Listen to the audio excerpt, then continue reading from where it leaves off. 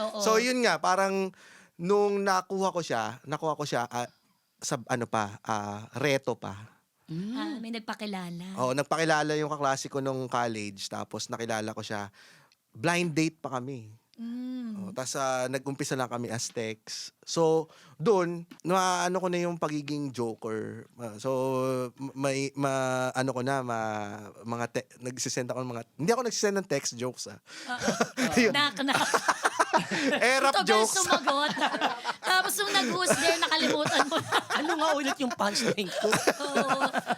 So, pag gano'n, mas lumalaki yung chance ko na mas gusto ko gano'n gusto mag-uusap kami muna bago niya makita yung pagmumukha ko. Oh, so ang komedyante pala long game ang panliligaw. Yes. Hindi Oo. pwedeng yung hindi nagsasalita, tayo-tayuan lang, kuha kagad.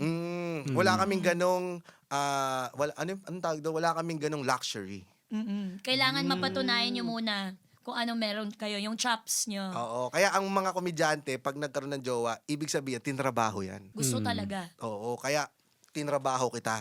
Oh, batiin mo si Mrs. by name. Hi, Ann, Beb. Eee!